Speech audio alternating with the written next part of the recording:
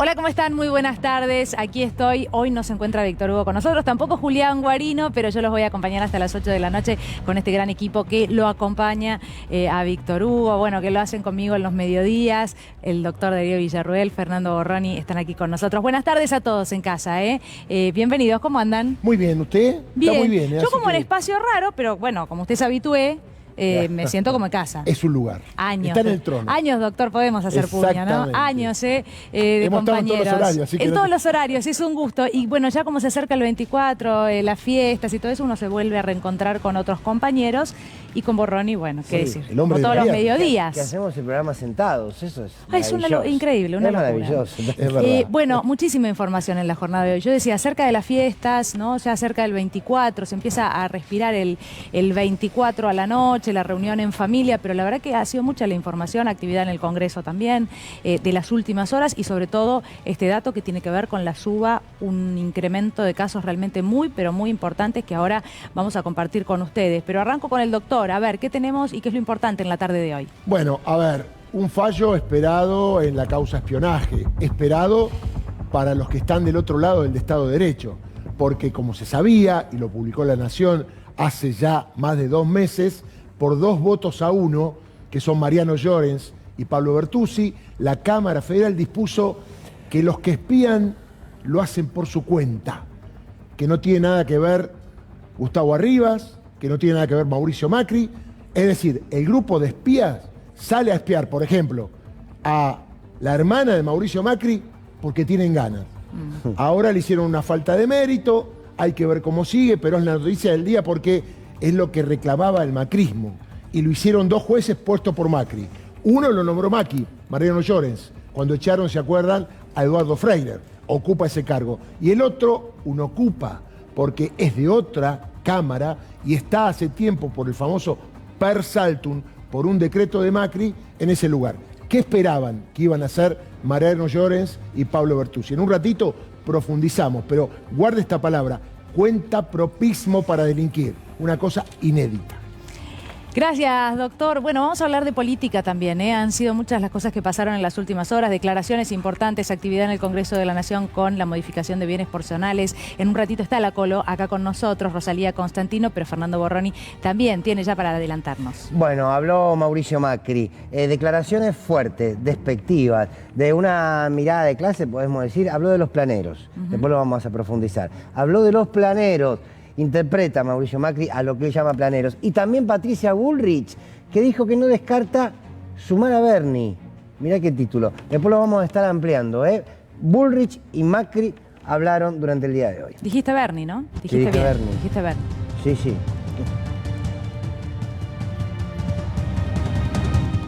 Bueno, la suba de casos fue realmente importantísima en la jornada de hoy. El número a esta hora de casos en las últimas 24 horas es de 9.336. Vamos a ver ahora en pantalla el desglosado, ¿no?, de lo que sucede en cada una de las provincias, pero la verdad es que resulta preocupante. Ahí está, y lo comparto con ustedes. La ciudad de Buenos Aires volvió a los 1.719 casos. Buenos Aires, la provincia, 3.372. Córdoba, se venía hablando de Córdoba, de la variante Omicron, de la gran cantidad de casos Omicron que habían sido detectados en la provincia, pero podíamos pensar que esto tenía que ver con que la provincia tiene la facultad, tiene la posibilidad de detectar allí en su territorio esta nueva variante, no así otras provincias, entonces requerían del Malbrán, era un poco más complejo, pero lo cierto es que de todos modos el número es altísimo, ¿sí? Se ha multiplicado y lo repito porque ha sido una sorpresa para nosotros cuando estábamos en la previa viendo la pantalla del ministerio, 9.336. La pregunta obligada es, bueno, entonces, ¿cuántos casos vamos a tener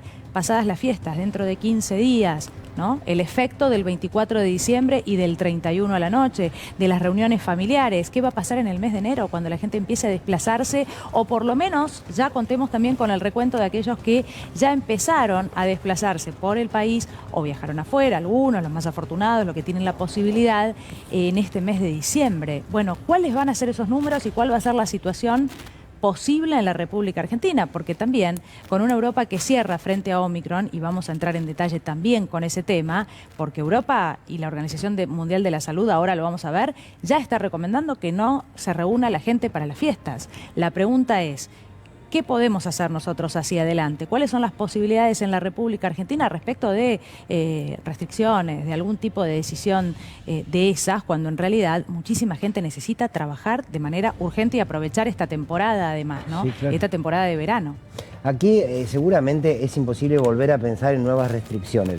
En los casos que vemos, los casos van a seguir creciendo, es lo que dicen todos los infectólogos, precisamente por la contagiosidad, tanto de Delta como la de Omicron. Ahora, Dani, fíjate que si nosotros miramos los números de la Ciudad de Buenos Aires, 1.719 creció mucho, 3.372 en Buenos Aires y 1.886 en Córdoba. Si bien el crecimiento es fuerte en todos los distritos, si vemos la cantidad de habitantes, hay que ver también la cantidad de testeos que hicieron en cada región. Ahora digo, tanto Ciudad de Buenos Aires como Córdoba tiene aproximadamente 3 millones y algo de habitantes. Y la provincia de Buenos Aires tiene 16 millones.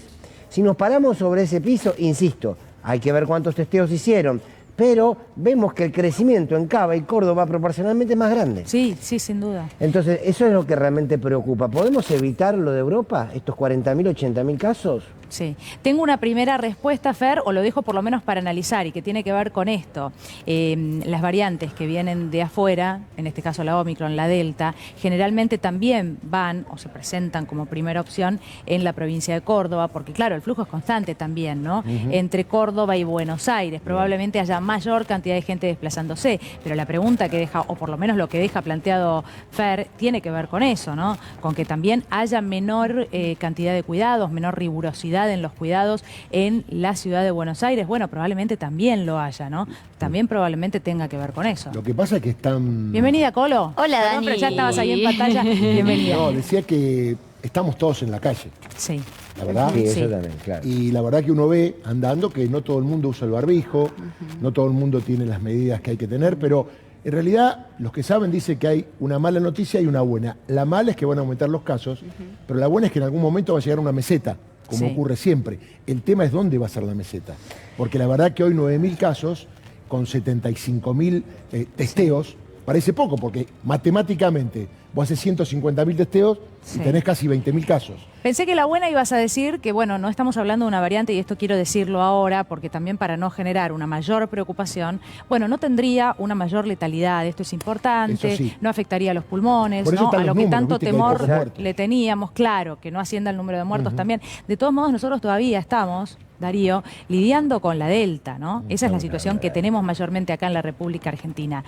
Así que atención también con eso. Pero la variante Omicron, y esto ya tenemos que tenerlo todos claro, por lo menos hasta que nos digan algo diferente, tampoco afectaría el sistema nervioso de manera de producir algún efecto en el olfato, en el gusto, bueno, como las características primarias. De todos modos, es muy interesante también pensar que el territorio de la ciudad de Buenos Aires y lo que es el Gran Buenos Aires tampoco puede ser comparable con lo que sucede en las provincias, en esta Argentina tan extensa, donde sabemos que la gente acá está hacinada. Ciudad de Buenos Aires, Gran Buenos Aires. Y esto lo traduzco en ir a trabajar, el transporte público, las fiestas de fin de año, todo se produce en espacios muchísimo más reducidos que en lo que es el interior del país. Bueno, lógicamente también deban producirse o se produzcan más contagios en lo que es la ciudad. Sí, y la vacunación me parece que a todos, uno se incluye, ¿eh? A todos nos hizo relajarnos y quizás ahora cuando uno escucha a la Organización Mundial de la Salud dice, bueno, a ver, la variante Omicron es cierto, no está mostrando alta letalidad hasta el momento, pero sí está mostrando que baja todos los anticuerpos que te pueden producir 2 vacunas, por lo cual hay que darse 3. Y uno también empieza ya a usar el barbijo un poco menos. Y yo creo que eso es lo que hay que revertir. Y una diferencia importante que lo escuchaba el otro día al infectólogo, a Pollack, que advertía de la diferencia entre la enfermedad y la infección. Ninguna vacuna en el mundo evita la infección, sí evita que te enfermes y que puedas morirte. Sin embargo, algunos también a partir de esto dicen, Omicron es la última etapa de la pandemia, porque también decía Pollack que la mayor contagiosidad baja el riesgo de letalidad. Y en esa relación aparece la esperanza de decir, bueno, quizás la Omicron se multiplica, pero estamos en una última etapa de la pandemia. Todavía no está confirmado, pero se está evaluando esto. Bien, lo tenemos entonces a Jorge Aliaga, me dicen que lo tenemos en contacto a Jorge ya para hablar con él, a ver, lo saludo. Jorge, buenas tardes, ¿me escuchás? Daniela acá en C5N te saluda. Ahí ¿Qué tal? estoy ¿Cómo le viendo va? en Buenas pantalla. tardes. ¿Qué tal? Gracias por hablar con nosotros. A ver, estabas escuchando algo de lo que planteábamos. La verdad es que el número de casos, 9.336, lo reitero, nos sorprendió mucho. ¿Era algo esperado para vos?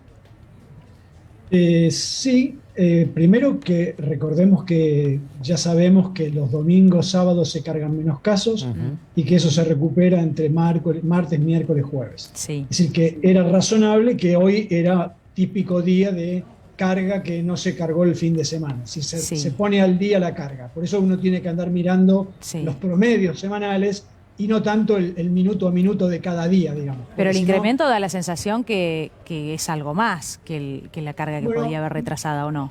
Tendría alguna duda con Córdoba, el resto no. Lo que pasa es que esa es la característica de la exponencial. Sí. Es decir, la exponencial, cuando te pasa de 400 a 800 casos, es el mismo tiempo que te tarda en pasar de 4.000 a 8.000.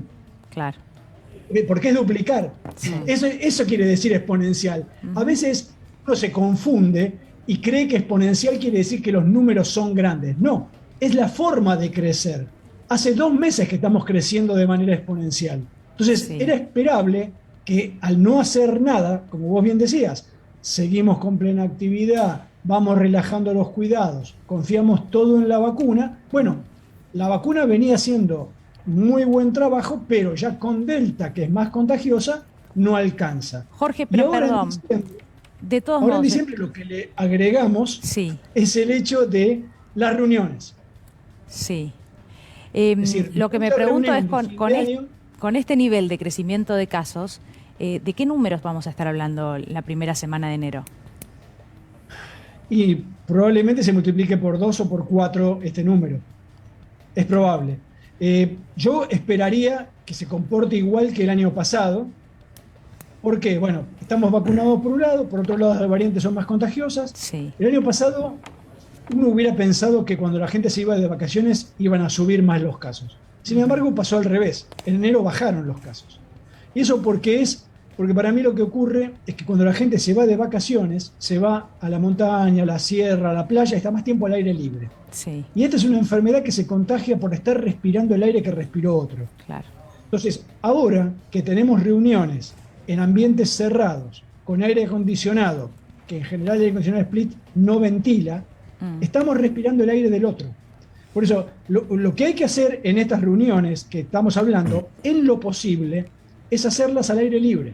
Sí, claro, claro.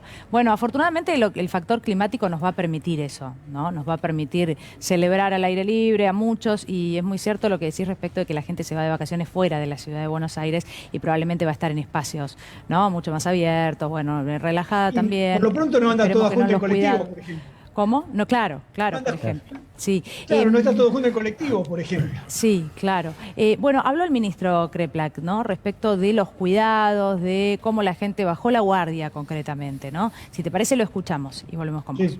El mes de diciembre preocupa el típico cantidad de reuniones que hay en el mes de diciembre, pero me parece que lo que estamos es con bastante baja la guardia en términos de cuidados, del uso de barbijo, el distanciamiento, y eso, con una variante muy contagiosa, están haciendo un rebrote de casos que por ahora no tiene impacto significativo en materia de internación y de fallecimientos, pero que podría tenerlo en pocos días. Nos hace ponernos de vuelta atentos en que la pandemia está presente en nuestro país. Tenemos que cuidarnos, tenemos que mantener todas las pautas que sabemos que hay que tenerla y vacunarnos. Jorge, Kreplak habla de volver a estar atentos, ¿no? Esto es importantísimo como primer mensaje. Ahora, ¿qué es lo que ves en la diferencia que hacía Fernando cuando empezábamos el programa respecto de la ciudad de Buenos Aires y la provincia de Buenos Aires? ¿Qué te parecen esos números, teniendo en cuenta la diferencia en cantidad de habitantes, no? Sí, a ver, la incidencia, que es exactamente eso, incidencia mide los contagios dividido por la población. En este momento, la incidencia de la Ciudad de Buenos Aires es mucho más alta que en la provincia. Yo creo que hay 2 factores. Probablemente, bueno, la positividad en la Ciudad de Buenos Aires hoy en día es un poco más baja, así que está de alguna manera detectando casos más leves que en la provincia. Sí. Eso es una cosa. La otra cosa que ya hemos visto es que todas las olas empiezan en la Ciudad de Buenos Aires y 15, 20 días después se desparraman en el Gran Buenos Aires. Es decir, que el flujo nunca fue del Gran Buenos Aires hacia la ciudad, sino al revés. Una cosa que quiero aclarar, que la mencionaron ustedes y la mencionó Kreplak, y creo que es importante tener en claro. Ustedes se acuerdan que en septiembre nos preguntaban cómo puede ser que los fallecidos y la terapia no baje si están bajando los casos. Y nosotros les decíamos que el problema que hay es que en ese momento las terapias y los fallecidos que estábamos viendo eran gente que se había contagiado un mes antes, más o menos. Bueno, ahora pasa lo mismo. Es decir, las terapias tardan en bajar cuando los casos bajan y tardan en subir cuando los casos suben. Ahora, digo, porque la gente simplemente termina en terapia 15 días después de que se contagió. Claro. Entonces, el uso de terapia, hoy llegó a 800 la terapia. Sí. Había estado en 560. Es decir, que no es que no subió. Ya subió una cantidad importante. Digamos, claro. 200 y... Ahora, eso es por los contagios que teníamos hace 15 días, no por los contagios que tenemos hoy. Sí, sí, sí. Por lo que tenemos hoy vamos a ver la terapia dentro de 15 días. Y en los próximos, de hecho ya se empezó a ver una suba de fallecidos, pequeña, pero se empezó a ver porque es la suba de los casos de hace un mes más o menos. Jorge, y con una terapia ocupada al 35% al día de hoy, porque todavía, entiendo, se mantiene en el 35%, ¿a cuánto crees que sube entonces? Mira, hasta ahora subió de 580 a 600. Sí. Perdón, a 800. Yo creo que va a pasar los 1000 seguramente, simplemente por una cuestión de proporcionalidad. En breve, claro, por cantidad de casos. Bueno, los invito a mis compañeros, el que quiera preguntar, avísenme y le preguntamos Jorge, todos. ¿cómo le va? Fernando Borroni. A ver, algo esperanzador busquemos, si lo hay, usted sabrá decirnos. El caso de, porque es cierto, bueno, los números van a crecer, seguramente usted decía, terapia intensiva va a crecer, otra vez volvemos a entrar en pánico, cosa que a veces no nos vendría bien, o no entremos en pánico, porque le veo el movimiento de la cabeza.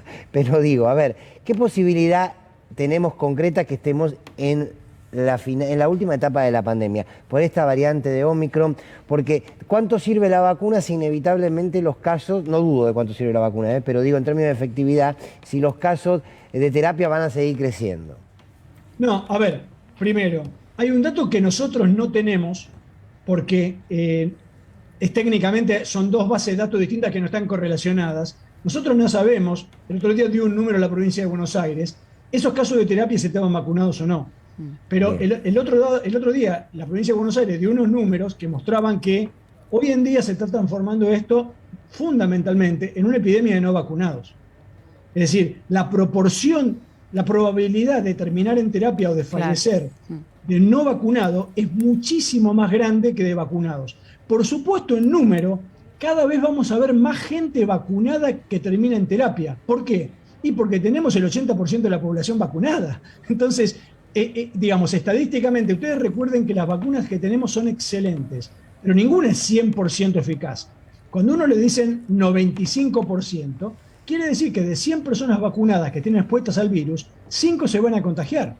Seguramente van a tener un cuadro leve, no van a tener mayor problema, pero a alguno le va a pasar mal. Por eso es importante, si podemos tener cuidados, distancia, tapaboca y reuniones al aire libre, bajamos la probabilidad de contagio. En Córdoba, que el crecimiento en Córdoba la última semana realmente es muy, muy veloz, ahí puede haber ocurrido que sea Omicron, que como ustedes dicen en Europa ya se vio que es muy, muy rápida, y aparentemente en Europa, por ejemplo, en Córdoba hubo la semana pasada un recital, creo que de babasónicos en un lugar cerrado. Sí. Entonces, si uno junta un par de miles de personas en un lugar cerrado, que está gritando, que está medio, digamos, sin demasiados controles, y bueno, es muy probable que terminen todos contagiados.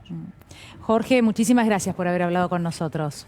No, por favor, que tengan buenas tardes. Gracias, nos trae un poco de tranquilidad, ¿no? Bueno, vamos a seguir hablando de este tema.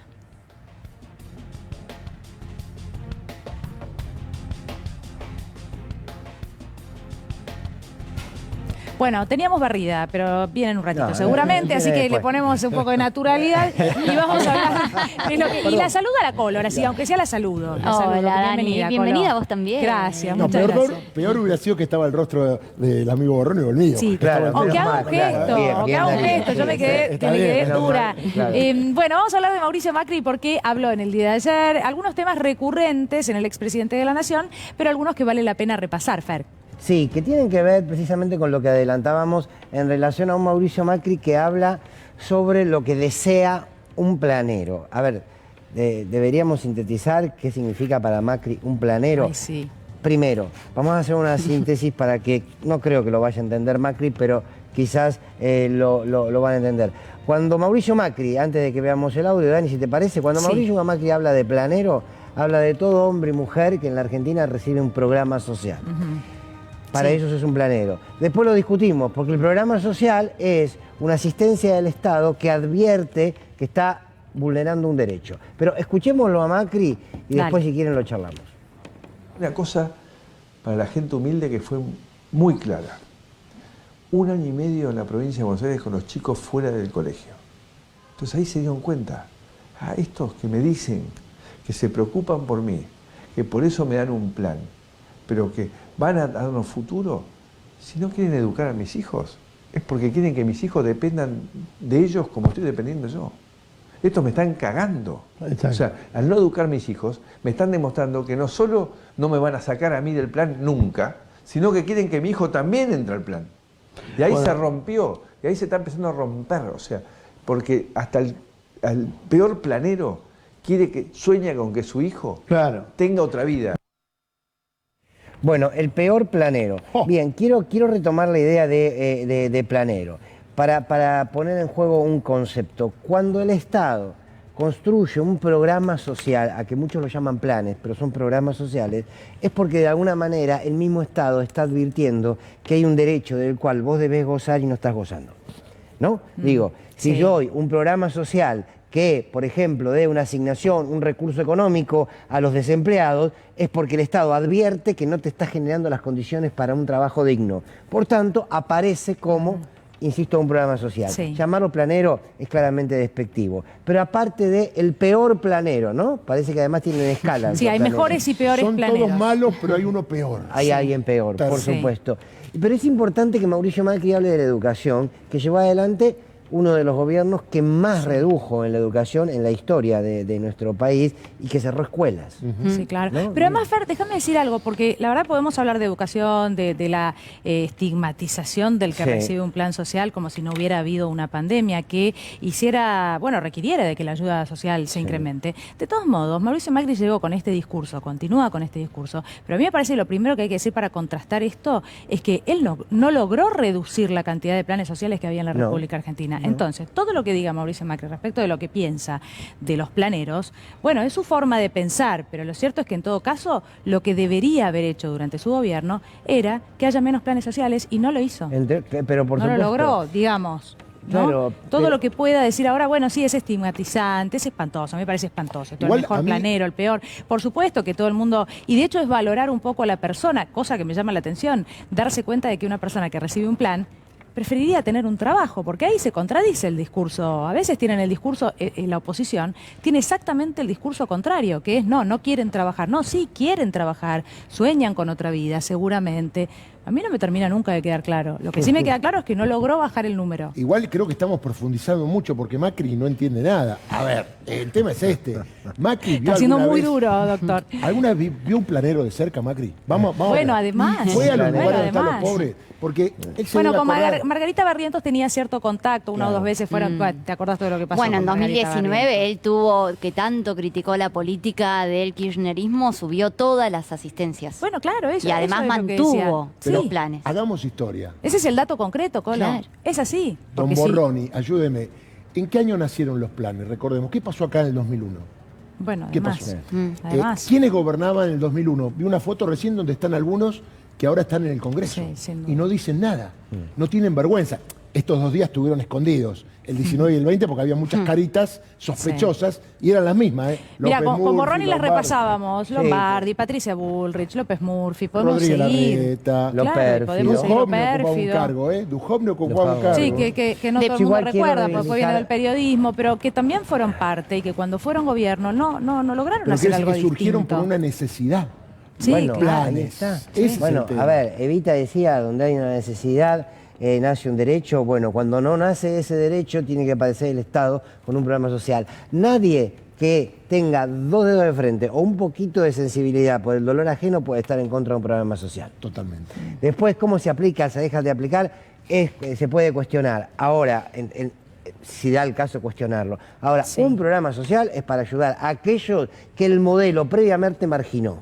Entonces empecemos desde ahí a analizar el programa social, los programas sociales, no los planeros, porque Mauricio Macri también es un planero, si quiere, porque bien que le estamos financiando el correo argentino a todos Fue un nosotros. planero ¿no? en la obra pública, Bueno, diríamos, entre claro, nosotros. entonces, digo, es bastante ideológico. Pero hay otra, Dani. de Macri. Hay otra, tenés otro Sí. cortecito. Sí, Sí, ¿Hay más? me quedé pensando también es que hay que entender un plan social como una medida de emergencia. Esto es muy cierto. Exacto. Mencionábamos el 2001, mencionamos este momento como una medida de emergencia que sí es verdad, a veces se cae una trampa, porque después no es fácil salir y generar puestos Pero de para trabajo. compañeros, Imagínate en plena pandemia generar puestos. Después vamos a hablar de empleo. Vamos a hablar de Pero eso. es muy difícil. Esa medida de urgencia, después hay que resolverla mediante. Tiene que ¿cómo? ser transitorio. Bueno, se ha buscado también. Eso iba a ¿no? remarcarles, Se ha buscado. ojo que hay una ley, un proyecto ley para convertir todos los planes Sí. sociales en planes de empleo y eso lo está promoviendo este gobierno. Exactamente. una línea. Si no hay planes sociales de la gente que no tiene comida para comer, ¿qué hacemos? ¿Qué pasa con esa gente? Fer. Se metió con los mapuches. ¿Otra ¿Vieron vez? que hay planeros, como dijo, peores y Mejores y mejores? peores planeros. Bueno, también hay mapuches serios, no serios, Mira. honestos, no honestos, qué sé yo, a ver qué dijo.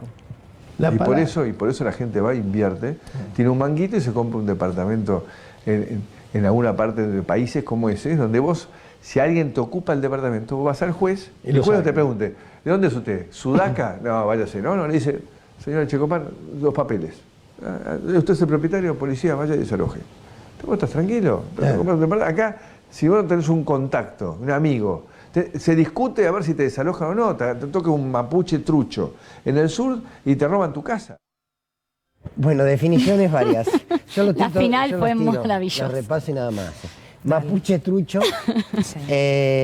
Y a ver, en serio, tiene unos manguitos y se compra un departamento. Manguitos. Manguito. Bien, simplemente quiero decir esto. Cuando él habla de los peores planeros, cuando utiliza la palabra planeros, aquí también habló del populismo, estigmatiza a los mapuches, y esto de con unos manguitos se compra un departamento, yo me quiero detener sobre todo en esto. Con esta mirada gobernó.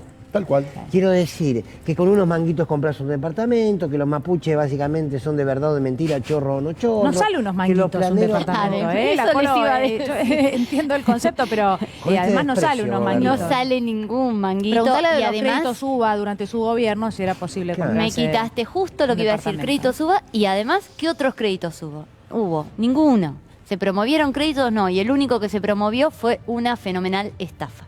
Pero claro. Y Qué además, difícil la mirada de la realidad, Darío, qué difícil la mirada de realidad siempre desde un lugar que es como... a mí no deja de impactarme siempre lo peyorativo, ¿no? En un momento habla de los sudacas, con la mirada de afuera, cómo nos ven. Bueno, probablemente haya mucho de eso. La verdad que desde la dictadura hizo su trabajo y los 90 hicieron su trabajo fuertemente, ¿no? Para ese concepto que quede grabado, sobre todo en mi generación, de que todo lo que venía de afuera era mejor y todo lo que sucedía afuera era mejor. Pero no me deja de llamar la atención escucharlo, ¿no? Diría Diego, Así. no conoce el país, diría Diego, porque la verdad, él habla de una justicia clasista.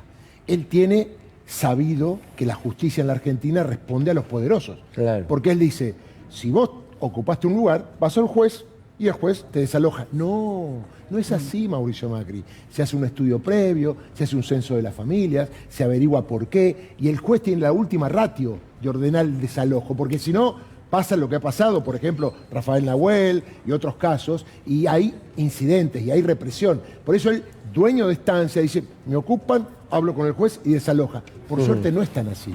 No, claro. A juzgar por los últimos resultados electorales y las PASO y la elección general, yo me pregunto todo el tiempo qué es lo que piensa el que está del otro lado, el que nos está escuchando, cuánto comparten, cuánto no, porque en definitiva trabajamos para ellos también, ¿no? Trabajamos para ellos. Y la verdad es que me pregunto qué tanto pega de este mensaje. Y evidentemente mucho, en muchas personas también, ¿no?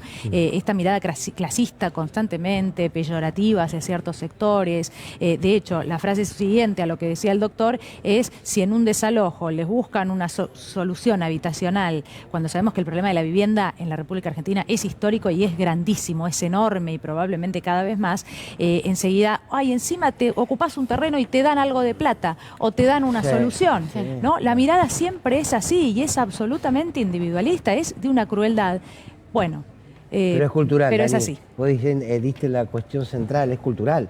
No podemos generalizar a toda la sociedad, pero hay una porción de la sociedad. Me hiciste acordar cuando hubo desalojo, por ejemplo, en algún sector de la provincia de Buenos Aires, creo que había sido en Wilde, precisamente a muchos se les ofreció un dinero para poder construir su vivienda y fue criticado desde la oposición y también desde algún sector de la sociedad, pero eso tiene que ver con una enorme incapacidad de poder sentir el dolor y la necesidad ajena. Quiero decir, y eso es cultural. Y es decir, a ver, si vos tenés la posibilidad de tener tu casa, con esfuerzo, sin esfuerzo, con oportunidades por sobre todo, y hay gente que no la tiene, ¿cuál es el problema de que el Estado le pueda dar una posibilidad de tener, aunque sea lo mínimo? Bueno, sobre eso se para la derecha para construir un relato de, mirá, vos que te ofreces y hiciste el mérito suficiente, te corresponde más que al otro, ¿no? Digo, es cultural. Sin duda. Tenemos una alerta.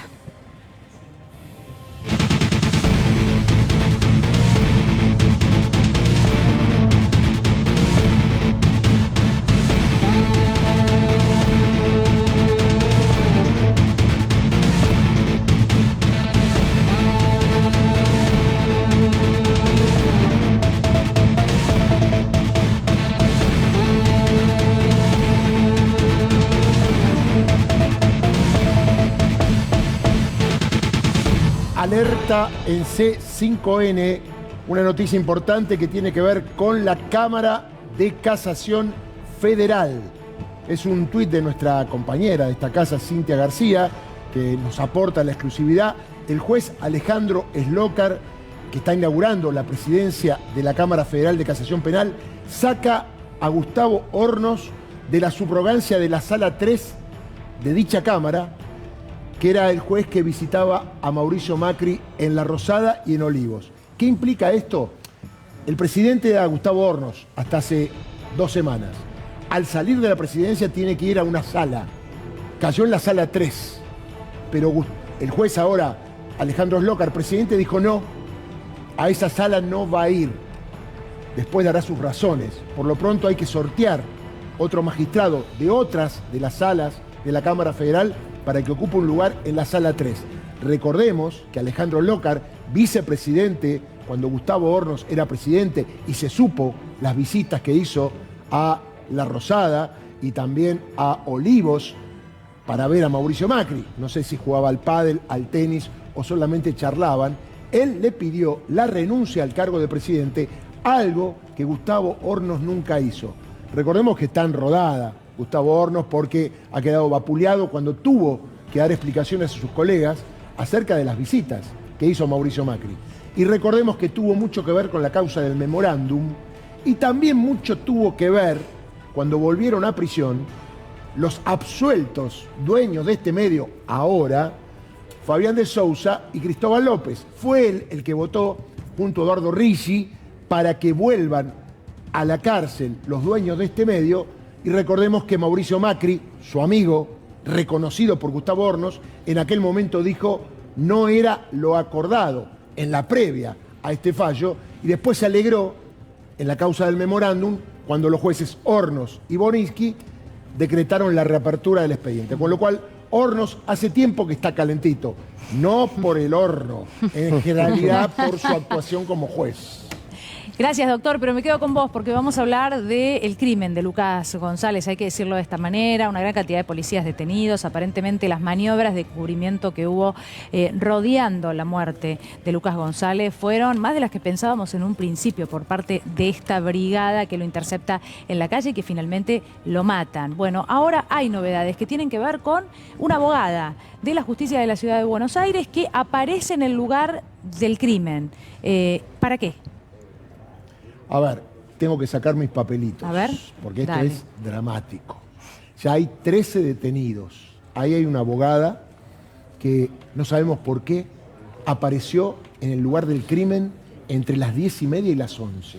Sí. ¿Qué hacía una abogada del Ministerio de Justicia de la ciudad acompañando a los policías que iban a fraguar una coartada para justificar lo que habían hecho con Lucas González? Bueno, investigando el fiscal, que tiene una gran actuación en la causa, Leonel Gómez Barbara, descubrió en fotos que esta mujer rubia de polleras se paseaba por ese lugar, lo digo así porque está descrito en el dictamen fiscal, ahí está, inmediatamente después del hecho. Los testigos manifestaron que estaba esta mujer, que, repito, es abogada, hace 4 años y medio que trabaja, y trabaja en un lugar clave para donde está la policía de la ciudad.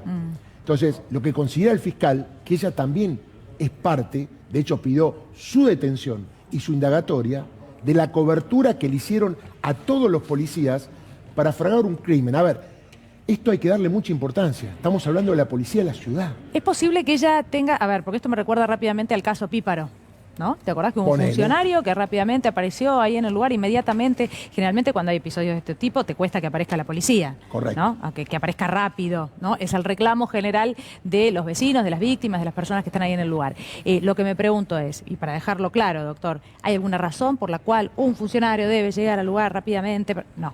No, una La verdad es que abogada no. del Ministerio de No tiene nada Justicia que hacer ahí, de la no tiene ciudad, cómo explicar. Se llama Verónica Andraca, repito, hace 4 años y medio que está. El fiscal que dice, una abogada tiene que saber que ahí no tiene nada que hacer. Si es funcionaria del Poder Ejecutivo de la ciudad, tiene que saber que ahí Sí. no tiene nada que hacer. Y la pregunta es, ¿quién la llamó? Porque aparentemente ya hay testimonios en la causa de que alguien la habría llamado para una cobertura, ¿me entendés? Sí, claro. Jurídica de lo que podría pasar con los detenidos una vez que sean indagados. Por eso no hay antecedentes, esto es un leading case, de que una abogada, realmente aparece un comisario para defender a los subalternos, Claro. para fraguar, pero ya alguien con cargo de funcionaria, ojo, acá el fiscal pide la misma calificación que para los otros que están detenidos. El juez, Martín del Viso, todavía dijo que es prematuro tomar alguna medida, llamarla indagatoria y mucho menos detenerla, pero atención, están muy preocupados en el gobierno de la ciudad porque, a ver, ¿saben que esta mujer hacía esto siempre?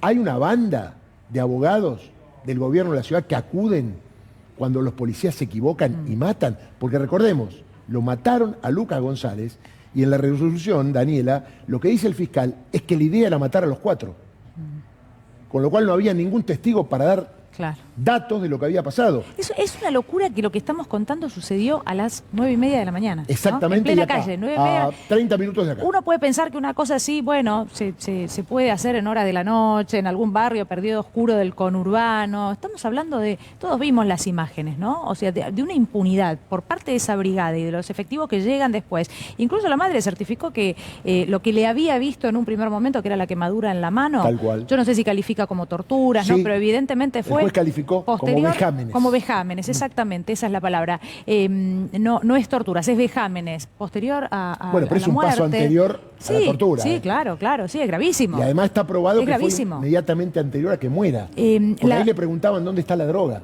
Yo lo que me pregunto es, en esta mujer, vos tenés en tu apunte ahí, ¿hay antecedentes de que hubiera estado? Porque recién dijiste algo así como que estaba generalmente o usualmente asistía a este tipo No, de situaciones. Es lo que se piensa. Ah. Es la primera vez que está. Ah. Es lo que piensa el fiscal. ¿Qué Claro. hacía? ¿Por qué la llamaron? Yo sé que los policías se le pudrió todo, dijeron, che, manden a alguien, porque Claro. ahí en ese momento plantaron el arma. ¿Quién la llamó? Claro, plantaron Sí, el claro. arma. Entonces está muy complicada. Y lo último que quiero decir para cerrar, que ya hay 13 policías de la ciudad detenidos. Esto no compete a toda la policía de la ciudad, pero estos son malos policías. Mataron un pibe a la Sí. luz del día acá en Barracas. A ver si me entiende, en Barracas. Y bueno, por suerte hay policías procesados con prisión preventiva y vamos a seguir la pista de esta abogada que no sabemos qué hacía, pero sí sabemos que es funcionaria del gobierno de la ciudad y están muy preocupados en el gobierno de la ciudad cuál era el rol que tenía con estos policías. Bueno, vamos a hablar de lo que sucedió hoy en el Congreso de la Nación, en el recinto, en diputados, y finalmente se hizo la modificación a bienes personales, Colo. Sí, así es, Dani. Porque en un Hubo- momento estaba en duda, ¿no? Después Mira- del debate del presupuesto, hoy incluso no se sabía qué podía pasar. Exacto, y tampoco es lo que surgió ahora. Se acaba de votar, 127 votos afirmativos contra 126 ajustado, pero se votó no el proyecto que ya tenía media sanción que vino del Senado, sino una reforma de ese proyecto, un nuevo dictamen, un nuevo proyecto, para contemplar algo de lo que se cayó con el presupuesto. Tampoco es exactamente lo mismo que, digamos, estaba estipulado en el presupuesto 2022, Sí. pero bueno, al menos para compensar parte de lo que planeaba recaudar el Estado para los fondos coparticipables. Vamos a verlo. ¿Qué se aprobó, Dani? La reforma, la que venía del Senado, contemplaba básicamente el cambio del nuevo mínimo no imponible. No hablaba de alícuotas. Solamente hablaba del mínimo no imponible, de Sí. 2 millones, que era desde 2018 regía, a la fecha Sí. estaba hiper desactualizado. Desactualizadísimo. Entonces pasó a 6 millones y vivienda única tributaba hasta 18, digamos, no tributaba hasta 18 millones, ahora se elevó a 30 millones. Bueno, esto es igual al nuevo proyecto que introdujo Máximo Kirchner y al que venía del Senado. Veamos próxima placa. Esto es lo que cambió y por esto tiene que volver al Senado.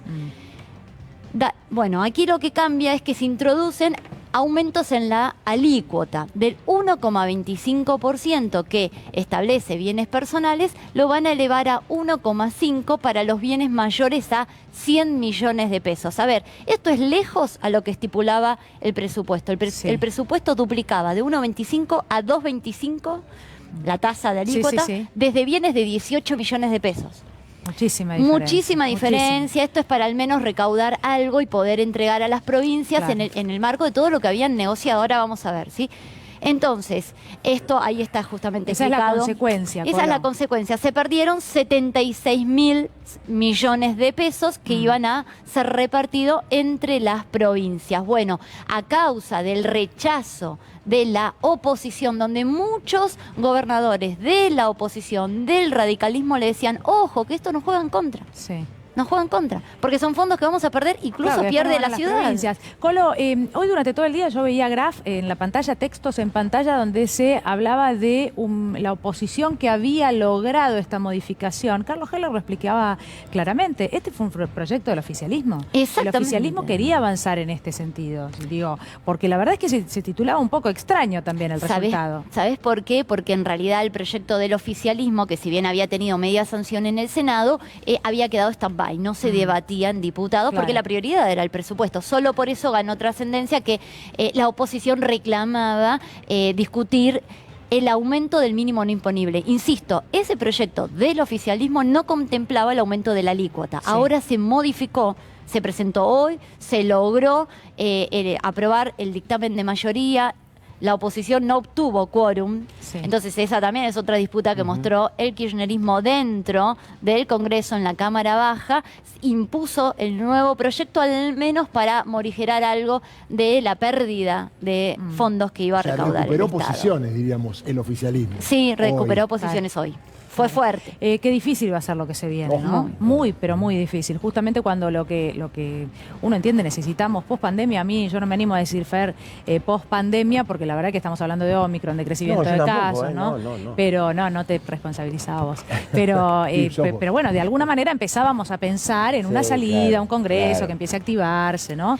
Y las sensaciones de que la puja ahí va a ser política y esto nos va a perjudicar muchísimo. Muchísimo, Sí, en hay todo lo que hay que avanzar, ¿no? Bueno, de pero manera urgente. esta primera sesión, después de lo que pasó, da alguna Sí, señal después del presupuesto. de que más o menos... Claro, después del se puede presupuesto. Yo creo que Sí. hay un sector de la oposición que claramente es desestabilizadora y es golpista, quiero decir, y lo tiene en Coincido. sus genes. Y hay otros que no, que buscarán el matiz, que buscarán el diálogo, que se bancarán las tensiones, que está bien, digo, pero yo creo que hay una parte de la oposición que es seria, que es republicana, como tanto le gusta decir, que es democrática. Yo creo que otra no. Yo creo que Patricia Bullrich, que Mauricio Macri no representan la democracia Claro, en la no Argentina. representan a ninguna provincia tampoco. Además. Y además, claro. les puedo sumar algo fundamental para entenderlo de este impuesto. Bienes Sí. personales es el impuesto más progresivo. ¿Qué quiere decir progresivo? El que más ingresos tiene, más paga. Ingresos en este sentido de patrimonio, de bienes, no de ingresos de salarios. Para eso está ganancias. Ahora, ¿qué te dice la oposición? ¿Por qué quería subir el mínimo no imponible? Porque quería que menos personas sean alcanzadas por el impuesto de bienes personales. Pero, ¿cuál es el argumento? No, que ellos lo que quieren es derogar incluso bienes personales. Van por derogar. Porque, Sí. ¿qué te dicen? El que más patrimonio tiene es un desincentiva la inversión. Desincentiva que- Desincentiva claro, bueno, la inversión. Pero pará, siempre van con quieren ese salvar a los argumento. Acá como Con lo que más respuesta quieran. a Porque ese ya están comentario, pagando por- hay que decir una y mil veces que la verdad es que cuando nos dijeron que era por esa vía, No. que en realidad aquel que más recursos... Y mira, tengo un ejemplo concreto para ponerte que fue noticia en la tarde de hoy y que tiene que ver con Carlos Tevez.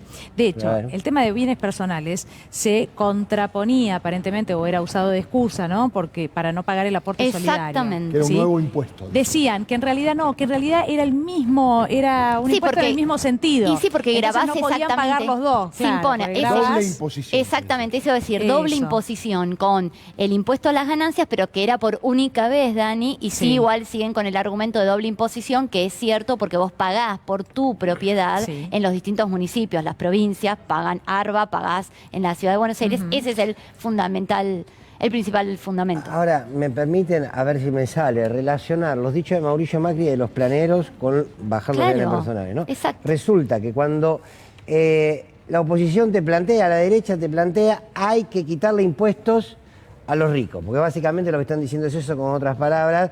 ¿Por qué? Porque si vos le cobras más impuestos, los desmotivás, no invierten, qué sé yo. Ahora, cuando vos ese dinero se lo das a los más humildes para que consuman, ese dinero no vale, digamos, ¿no? Exactamente. Ese Bueno, dinero pero no pará. vale. Mira, como respuesta tenemos el ejemplo, porque durante la primera etapa del kirchnerismo, primera, segunda, Néstor Kirchner, Cristina Kirchner, se apostó al consumo y hubo un resultado muy positivo respecto de eso. Ganaron Incluso todos. los números que tenían que ver con desempleo. Y en ¿no? términos de que se lograron inversión, reducir. en términos de inversión, Hay una respuesta Dani, concreta, quiero decir. exacto, hubo Es esa. inversión neta, sí, durante el kirchnerismo. Y vos justo lo estabas comentando antes, que te corté. Ibas a decir, durante el macrismo hubo reducción de impuestos a las empresas, hubo reducción de bienes personales. Exactamente. La alícuota se redujo. ¿Y hubo inversión? No. Se redujo, cayó ferozmente la inversión y la inversión extranjera, directamente ni existió la Bueno, lluvia. la Ahora- Colo, de Colo- dólares. ya nos adivinamos un poco, afortunadamente, ¿no? La teoría del derrame que tantas veces hemos mentira hablado galopante. y que nos han querido hacer creer que funcionaba, es algo que se probó y no se probó hace muchos años, o sí, pero también se volvió a probar en los últimos años. Ya lo tenemos muy fresco en la memoria, el que no funcionó. Ahora, ¿qué fue? Corríjame, ¿qué fue? ¿Mercedes-Benz? O cuando precisamente no pudo sostener la producción de autos aquí en la Argentina bajo el gobierno de Cristina Kirchner. Ay, no y que el recuerdo. Estado salió a respaldarlo con un préstamo millonario. Fue en el año 2010-11. Bueno, sacando a la empresa, puede ser esa o cualquier otra, ¿no? Sí. Digo, ahí también, cuando el Estado es necesario, aparece para potenciar a las grandes empresas para que generen trabajo. Ahora, El ATP, Fer. Bueno, el ahí ATP, está, que fue ahí necesario está. hace 2 días, digo, porque los más Los jóvenes por ahí repro, 2010 no se acuerdan. En la crisis Los repro. financiera internacional, los repro. ahora cuando el 2008, Estado da un programa social a quienes menos tienen, ahí está el problema. Ah, bueno. Claro. Lo que pasa es que a las derechas, y a vos que te gusta hablar de las derechas, Sí. el tema de que haya más consumo no le gusta. Parece que el tema de que el pueblo tenga más para consumir no le Claro. gusta, porque Miren. se expande la economía. Y si se expande la economía, ¿qué pasa? Bueno, la gente va a vivir mejor. El otro día lo recordabas vos, Dani, Exactamente. con la Colo, el tema del Fondo Monetario. Sí. El Fondo Monetario hoy en día Ah, te el dice, tema del che, no crecimiento. crezcan tanto. Ya me lo Claro. explicó el otro día. Claro. Es increíble. A ver, es Bueno. importante remarcarlo, lo dijo Mauricio Macri el domingo en la entrevista. No vi ayer la de Babi, debo admitirlo ya, con la del domingo me alcanzó y Era fue muy tarde. No, además es increíble cómo miente. Un ribotril. Miente descaradamente. Y su discurso es lindo, ¿no? Cuando uno lo escucha. Porque él dice, vuelve con la cantinela, hay que abrirnos al mundo, tenemos que eliminar el cepo, abrirnos al mundo para que vengan las inversiones. A ver, él durante el macrismo, entendamos, ¿cómo nos abrimos al mundo? Con el agro, volvió el modelo agroexportador. ¿Promovió la industria? No. Cuando uno ve cómo iba el mundo, cómo se direcciona el mundo hace más de 3 décadas, que va, digamos, la producción de bienes del mundo y lo que exporta son bienes manufacturados y cada vez menos el agro. Bueno, ¿qué hizo Macri? ¿Cómo nos abrió el mundo a contramano de cómo va? Contramano, sí, el mundo? definitivamente. Bueno, momento de hacer una pausa para nosotros, ¿eh? Les pedimos que no se vayan. Víctor Hugo no está hoy en su horario, pero sí lo va a estar en los próximos días. Así que hoy los acompaño hasta las 8 con este fabuloso equipo que tiene mucho más para contarles. Así que ya venimos, no se vayan.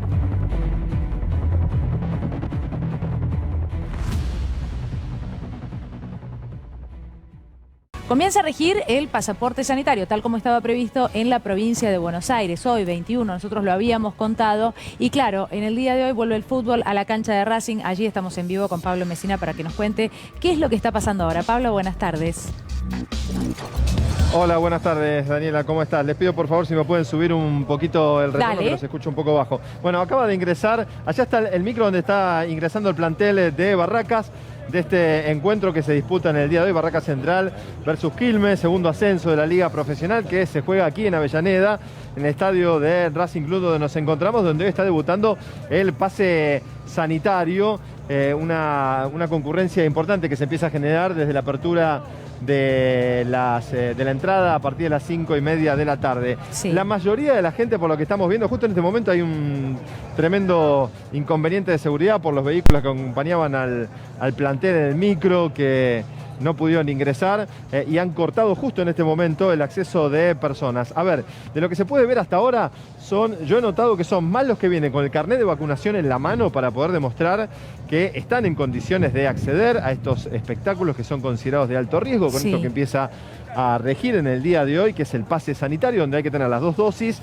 Si hay una sola dosis, estar dentro del plazo de aplicación de la segunda dosis para ser considerados como tal. Si hay 3 dosis, por supuesto, mucho mejor todavía, pero la realidad es que esto es lo que está pasando en el día de hoy. La mayoría veo que vienen con los carnets, lo que pueden ser de la Ciudad de Buenos Aires, de la provincia de Buenos Aires, y hay 3 controles. Uno que se da inicialmente con personal de seguridad, donde le van pidiendo a la gente que saque el celular, que saque el carnet para poder mostrarlo. Uno segundo que vemos acá, donde estamos enfocando en este momento, y el tercero ya es en el acceso al estadio. Por el otro sector, nosotros estamos ubicados entre la entrada de Colón y Alsina. Del otro sector ya ingresó la parcialidad de Quilmes, y en este lado donde están empezando a llegar en mayor cantidad los hinchas de Barracas Central, ahora detenido este ingreso por este enorme dispositivo de seguridad en vehículos particulares que acompañaba al micro y que ha generado que se detenga. A ver si puedo encontrar alguna persona. A ver, acá vení, Martín, a ver si podemos hablar con alguna persona de este lado, que vimos que estuvieron haciendo anteriormente el chequeo previo al ingreso. A ver si podemos tener de este lado la palabra de alguna de las personas que ingresaron. ¿Cómo le va? Le puedo hacer una pregunta. ¿Tenías todo en regla? ¿Pudiste chequear el carnet todo? Sí, todo bien. ¿Qué te pidieron? ¿El celular o con el...? No, la vacuna, el carnetcito. ¿Solamente con el carnet viniste? Sí, otro con las aplicaciones baja. ¿Y pudiste ingresar? O sea, sí. Ya estás esperando nada más. Bien. ¿Cómo le va? ¿Le puedo hacer una pregunta? Sí. ¿Cómo le fue? Todo bien, excelente. Sí, tiene las 2 vacunas, sí. Tiene el carnet. Sí, el control, excelente el control acá. Estricto control, muy bien. Estricto, sí, es lo que estamos viendo, que el control es estricto. ¿Cómo le va? ¿Lo puedo molestar un momento? ¿Cómo anda? Sí, total. Bueno, hincha de Barraca, por lo que veo, para disfrutar del partido, ¿no? Pero hoy hay que tener todo en regla con el tema de la vacunación. ¿Cómo viene con eso? Está todo en regla, piden el carnet y la aplicación. Ah, ahí está, vos trajiste, esto te vacunaste en Ciudad de Buenos Aires, por lo que veo. Sí. Y tenés que tener los 2. Las 2 cosas, las 2 vacunas. Muy bien, bueno, gracias. Como ven ustedes, ahí se está generando el control para que puedan ir ingresando. Ahora sí se empieza a liberar una vez más, porque empiezan a venir en cantidad, ¿no? Ya acercándonos a las horas del partido que está previsto para las 20:10. Mira, te agregamos 2 cositas, porque el doctor tiene información sobre algo que pasó hoy en la justicia, pero además que algunos pases sanitarios los vas a retirar, y te dicen que, claro, hay mucha demora, todo el mundo ahora antes de irse de vacaciones los quiere retirar en la provincia de Buenos Aires. Ese carnet de vacunación no está disponible para todos, algunos tendrán que esperar a enero, a la vuelta de las vacaciones, háganlo digital. Doctor. Igual, Pablo, yo tengo entendido que hay aforo, porque la capacidad creo que son 30.000 personas que van a ir, y obviamente en la cancha de Racing entran muchos más. Y además hay muchos futboleros de Quilmes y Barraca Central que están a un paso de ascender a la A. Digo, más allá del pase sanitario, la gente está expectante por este partido que va a llevar a un equipo el año que viene a la Liga Nacional. Recordemos que Quilmes es un grande, pero Barracas, que es el equipo del Chiqui Tapia, presidente de AFA, contra Quilmes, cuyos simpatizantes es Aníbal Fernández, ¿no? Un clásico fuerte ahí. Exacto. Si te parece, Darío, tengo acá algunos hinchas. Vos estás con entrada en mano y también con carnet de este lado, mirá, ¿no? Carnet, celular. ¿Qué hiciste? ¿Lo demostraste la vacunación? Acá tenemos. Esto es vacunación de la Ciudad de Buenos Aires. Ahí están las 2 dosis. Vacunación para entrar a la cancha. Entrada en mano. También con el sistema del celular. Sí, general visitante, la que tenés vos. General visitante, sí. Vamos a Barraca, vamos a Barraca. Bueno, ahí está, bueno, ahí está, Pablo, así como vos. En un ratito volvemos con vos en vivo desde Avellaneda. Dale. Dale, buenísimo. A ver qué está pasando ahí. Gracias. Bueno, doctor, querías agregar algo que sí tenía que ver con lo que pasa en la justicia. ¿Dónde puede ser, en qué ciudad, un recurso de amparo para frenar algo que hace el gobierno? Sí. Te doy 3 opciones. Capital Federal, Buenos Aires o la provincia de Córdoba. La provincia, me parece. Provincia A ver de si Córdoba, donde empezaron Manaos, Delta y Omicron. No se olviden nunca. Sí. No tenemos nada contra cordobeses, pero siempre primero fue por allá. Se ve que viajan mucho. Pero el dato concreto es que hoy hubo un amparo de una abogada diciendo que le viola sus garantías constitucionales y su libertad el tema de tener el pase sanitario. Con lo cual le dice a la justicia, yo quiero ir a cualquier espectáculo sin tener el pase sanitario. Vamos a ver qué resuelve la justicia de la provincia de Córdoba. Muy bien. Habló Horacio Rodríguez Larreta, del jefe de gobierno de la ciudad de Buenos Aires, respecto de las prácticas laborales. Había generado una gran polémica, ¿no? Y acá hay mucha confusión cada vez que se habla de este tema. Fer, a ver si podemos contar lo que dijo y echar un poco de luz, porque creo que todo el mundo está de acuerdo en que los chicos se vayan adaptando al mundo laboral, se vaya modernizando la educación, ¿no? Que salgan más preparados y listos para encarar lo que es la vida laboral. Pero, primero, la pregunta es, ¿la educación pública y privada debe preparar a los jóvenes, hombres y mujeres, para el mercado? Me lo pregunto. La educación, sí, claro, nos debe preparar para integrarnos en la sociedad, para relacionarnos mejor, para integrarnos al mundo del trabajo. El mundo del trabajo, en todo caso, significa un ejercicio determinado de un empleo y un salario por ese ejercicio. Se olvidaron de la parte del salario, porque aquí entonces hay dos discusiones.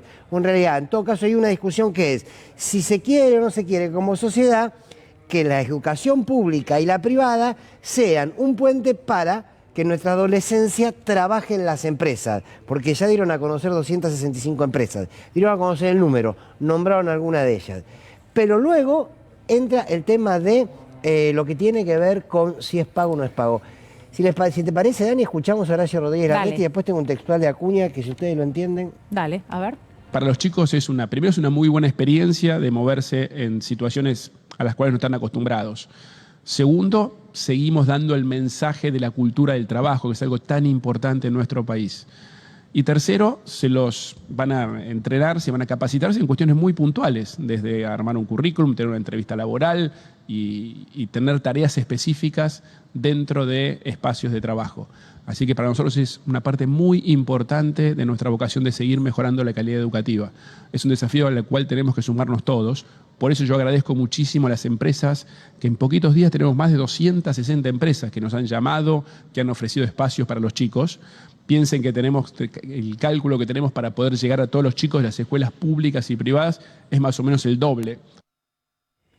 Las empresas están recontentas. Claro, y dale 15 días más y tenés ¿cuándo arrancamos? 1000. Pero claro. ¿Cuántos chicos me mandás? Fue la frase. ¿En serio que todo esto es para enseñar a hacer un currículum? Me ofrezco. Digo, el colegio no le puede enseñar a hacer un currículum. Agrego un dicho de Soledad Acuña, la ministra de Educación porteña, que afirmó: no se trata de un sistema para prestar mano de obra barata a las empresas, sino darles mano de obra gratuita. ¿Cómo? Peor, para volver, Acuña, peor. Volvé a leer. No se trata de un sistema para prestar mano de obra barata, que ya está mal, ¿no? Sino para darle mano de obra gratuita. A ver, hay un principio que dice, el trabajo en todas sus manifestaciones se presume remunerado. Esto está perfecto de las leyes laborales. Sí, claro. Lo contrario es esclavitud o por obligación o por canje, que no existe más. Sí, pero aparte hay un concepto de la educación. Claro. Porque yo digo, a ver, ¿por qué la educación pública tiene que formar para el mercado y para las empresas? ¿De dónde lo sacó? Digo, hay que discutir bueno, uno tiene esa posición de Freire, ¿no? Digamos, la educación para la libertad, para construir hombres y mujeres y sujetos libres. Ahora, en todo caso, ¿qué empresas son? Porque cuando aparecen los nombres de las empresas, ya hay multinacionales. A vos, porque esto de que le digan quiénes son las empresas, de que si es remunerado o no si es remunerado, o lo que estás haciendo es ayudar a que se ahorren 3 empleados, ya lo hemos debatido desde el día 1, ¿no? Yo pienso, tratando de encontrar, un punto, y digo, punto común, es difícil encontrar puntos comunes a veces, pero de ninguna manera está mal que los chicos salgan del aula y tengan un primer contacto con el ámbito laboral. ¿O sí? ¿O ustedes creen que sí? Para mí no. Para mí eso me parece que no está mal. Exactamente, yo comparto. La práctica laboral para mí es necesaria. Bueno, entonces, porque vos salís del colegio, bueno, ese es uno de los puntos y de los puntos a resolver entonces. De hecho, pero vos no estás de acuerdo, Fer, me parece. Los chicos de las escuelas técnicas lo tienen. Bueno, por eso, y a mí no me parece mal, ¿eh? A ver, está bien. Pero que sea como corresponde, ¿no? Que te estés ahorrando un empleado, que no te obliguen. Mal o esté bien. El tema de la obligatoriedad que marca el doctor no es menor. Ahora, en relación a la posición de ustedes, que es respetable y que aparte me parece que es para desarrollar. Sí. Lo que yo creo es que la instancia de educación y la instancia de formación debe estar en manos de los docentes, no de un gerente de recursos humanos de una empresa extranjera, ni local tampoco. Creo que la educación también es una etapa de aprendizaje y de búsqueda. Sí. Por lo cual, ¿qué similitud uno encuentra en un aula con una docente, con compañeros y compañeras, a una empresa de call center, a una empresa de tecnología? Quiero decir, el espacio educativo es el aula, el espacio pedagógico es el aula. Todo esto está disfrazado, mano de obra esclava, mano de obra barata, mano, como quieran llamarlo, por eso tienen tantas empresas. No, pero la salida fuera del aula, es desde primer grado, las tenés para los chicos, vos tenés chicos, sí. Las tenés desde primer grado, sea una granja, sea lo que sea, a conocer fuera del aula. Esto de salir pero acá fuera te del van aula. A evaluar. A mí no, bueno, pero por eso, vuelvo a lo mismo. Vuelvo a lo mismo.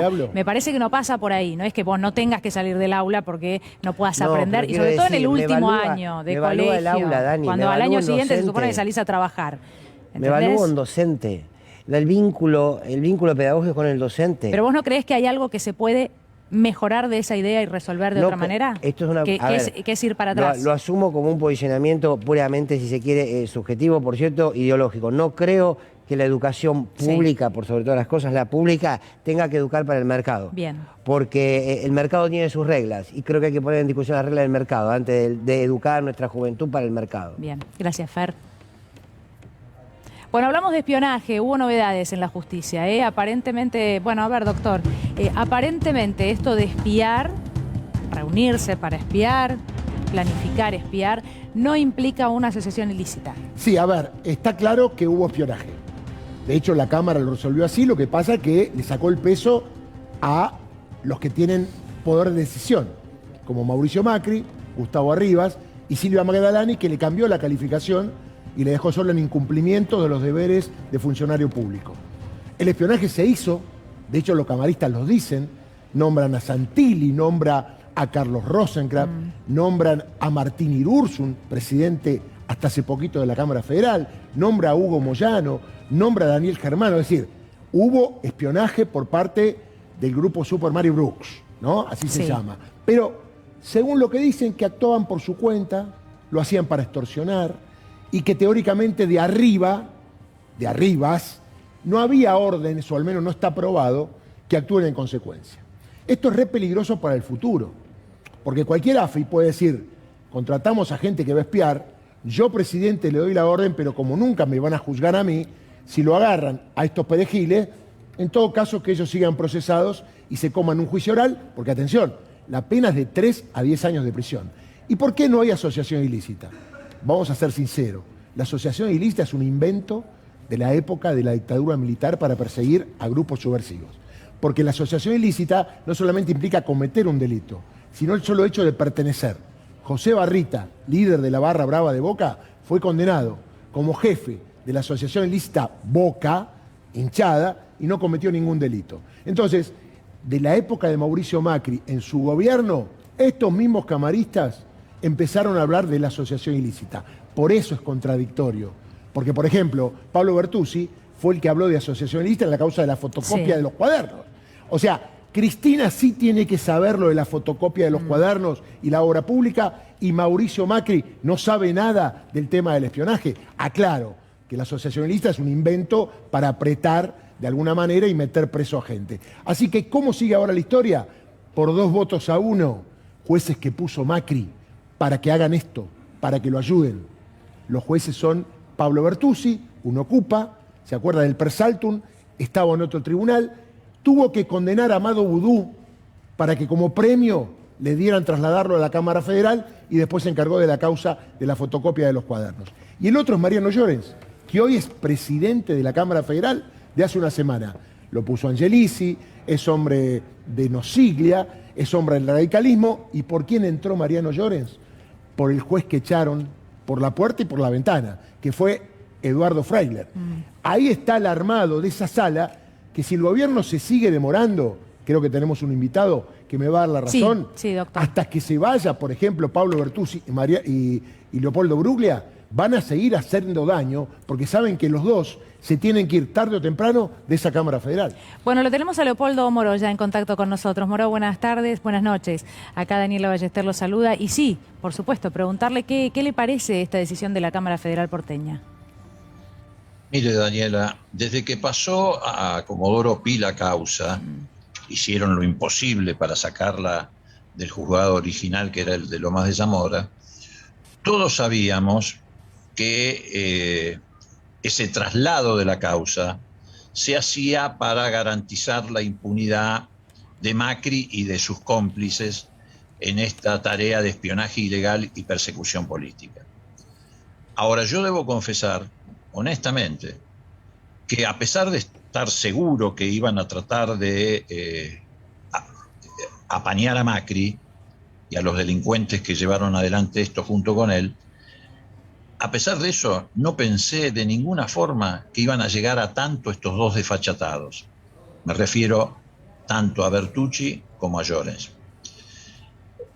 El eje central, la columna vertebral del fallo de ellos, como ya se dijo recién, es que este espionaje ilegal lo practicó un grupo de cuentapropistas y que Macri, Magdalani, Arribas no estaban al tanto de esta situación, que esta gente actuaba por su cuenta para extorsionar. Eso es una patraña que no aguanta el más mínimo análisis. Mire, yo le voy a dar dos elementos muy concretos.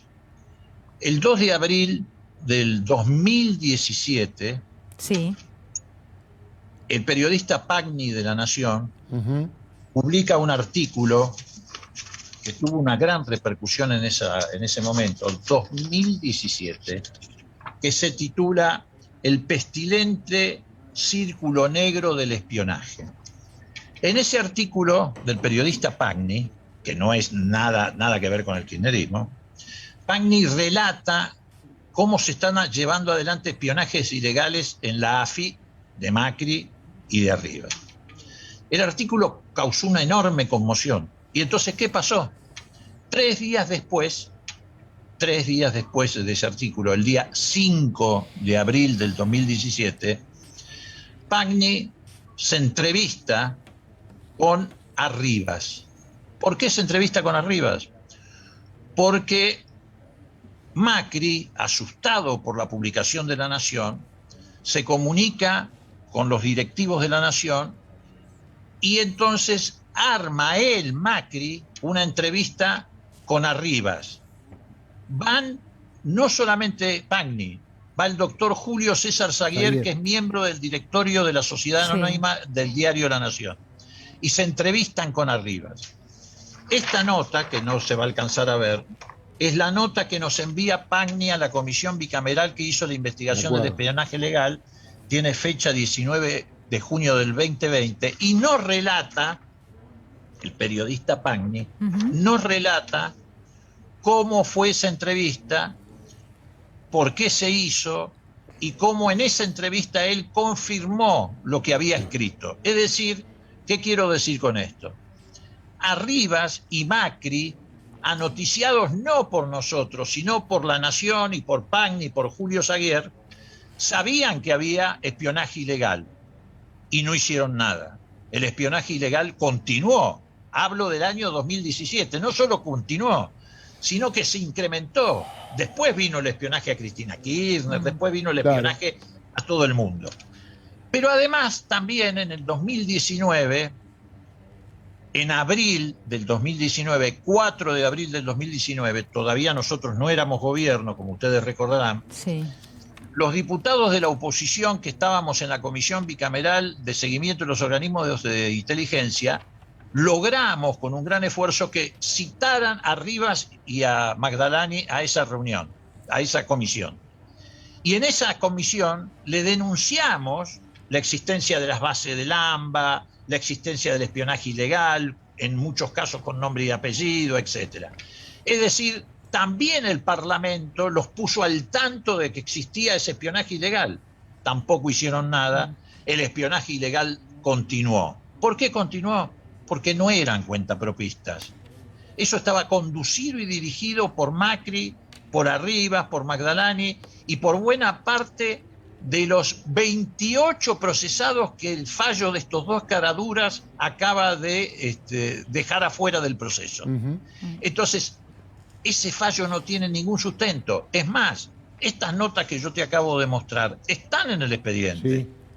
Y está la versión taquigráfica de la reunión que tuvimos nosotros con Arribas y Magdalani, que nos mintieron descaradamente, en la comisión bicameral. Es decir, no pueden estos dos camaristas haber ignorado la existencia de estas notas desde el 2017 que está denunciado el espionaje ilegal.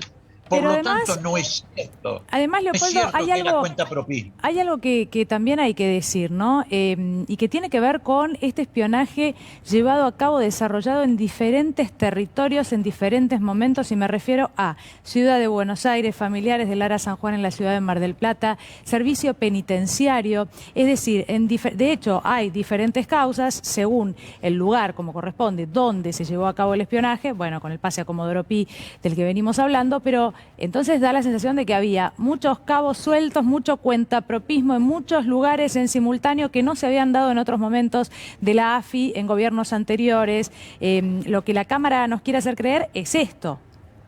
Pero por supuesto, hay patrones de conducta, por ejemplo. A ver, exactamente. El espionaje que hacía el servicio penitenciario después de haber hecho un convenio con la AFI, que firmó el señor Arribas, por ejemplo, tenía planillas en las que volcaban diariamente las escuchas telefónicas, las visitas que recibían los presos, las visitas de los abogados, etc. Y tenía un formato que era lo que le llamaban el semáforo. Los más, digamos, los presos políticos sobre los cuales ponían más el ojo tenían el rojo, el otro el verde, el amarillo. Ese mismo formato apareció en la base de Mar del Plata en el espionaje ilegal a los familiares de Lara San Juan y a todos los que espiaban en Mar del Plata, movimientos sociales, etc. Es decir, había un patrón, había una conducción de todo eso. Por eso digo que es repugnante el fallo, son dos caraduras miserables, Leopoldo, que le están haciendo un daño a la justicia argentina extraordinario porque han sobrepasado límites morales, han sobrepasado límites jurídicos, han sobrepasado límites políticos. Leopoldo, es una acción deliberada para darle impunidad a quienes estaban procesados. Tal cual, 215 carillas, y hay un voto en disidencia de Eduardo Fara que ratifica la asociación ilícita. Son 3 jueces que leyeron el mismo expediente, con las mismas pruebas. Y lo que me llama la atención, aparentemente la AFI era una pyme, donde había cuentapropistas. Se habló de extorsión, y la verdad que no hay ningún hecho de extorsión. Ellos están imaginando que lo hacían para extorsionar, cuando en realidad no hay ninguna denuncia ni ninguna querella por extorsión. Las querellas son por el espionaje. Y pregunto, a la hermana de Mauricio Macri, ¿los cuentapropistas la van a espiar? Digo, a Carlos Rosenkrantz, presidente de la Corte, los cuentapropistas, a Martín Irursun, a Hugo Moyano. ¿Por qué lo hacen los cuentapropistas? ¿A nombre de qué? ¿Para quién es eso? Claro, por eso es que bien decís vos, ¿a quién extorsionaron? ¿A quién le pidieron plata, por ejemplo, los cuentapropistas por los seguimientos que hacían? A nadie. Esos seguimientos, ese espionaje, lo hacían por orden de Macri y por orden de Arriba y por orden de Magdalani, que además reorganizaron la AFI y armaron un llamado departamento de asuntos legales a cargo de un señor Di Stefano, que es el que puso Angelici, que es el que puso Angelici, el que puso Richarte, y que es el que llevaba adelante. Es más, montaron una oficina paralela para desgravar escuchas ilegales en ese departamento. Entonces, digo, y además no era solamente un solo grupo, era el grupo Super Mario Bros, era el grupo de los del AMBA, es decir, de las bases que abrieron en el Gran Buenos Aires, que las bases que abrieron en el Gran Buenos Aires, que pagaba la AFI, con alquileres de la AFI en el Gran Buenos Aires, por resolución de María Eugenia Vidal, ¿no? Por resolución de María Eugenia Vidal, recordemos. Digo que también eso era cuentapropismo. Claro. ¿Quién pagaba las casas donde funcionaban estas bandas? La Super Mario Bros. Que era en la calle, creo que Paso, acá en la zona de Mataderos. ¿Quién pagaba el alquiler? de donde funcionaban? ¿Quién pagaba el alquiler de todas las casas que abrieron en el Gran Buenos Aires para que operaran los del AFI? ¿Y qué cuentapropistas si eran todos policías de la ciudad en el caso de la banda Super Mario Bros. Y en el caso de las bases del AMBA eran todos de la policía de la provincia? ¿Qué eran cuentapropistas? Los trasladaron de la policía de la ciudad en comisión a la AFI y los tipos se transformaron en cuentapropistas. Es una burla. Y otra cosa que vamos a analizar, hablemos de los jueces. Mariano Llorens está denunciado por visitar a Macri, está claro, hay una causa penal. Exacto. Pablo Bertuzzi ya sabemos que le dieron un premio por condenar a Amado Vudú y los trasladaron por un decreto de Macri. La pregunta es esta. A ver, asociación ilícita en la causa de la fotocopia de los cuadernos. Fueron estos jueces. Ahí había asociación ilícita porque Cristina sabía todo. Y resulta que acá Macri, el presidente, no sabe nada. Es raro, ¿no? El criterio de doble vara que tienen los jueces cuando toca Macri o cuando toca a alguien del gobierno de Cristina Fernández de Kirchner, ¿no? Mira, en otra causa, no es esta, pero es público y notorio, en la causa del espionaje a los familiares de los tripulantes del ARA San Juan, hay 2 memorándum de la base de Mar del Plata de la AFI dirigidos directamente a la presidencia de la Nación, del espionaje ilegal, encontrados en los discos rígidos, 2 memorándum dirigidos al presidente de la Nación. Entonces, ¿cómo estos tipos van a decir que el presidente de la Nación ignoraba todo, era una pobre víctima de un grupete de gente que hacía sus propios negocios? ¿Cuáles eran los negocios?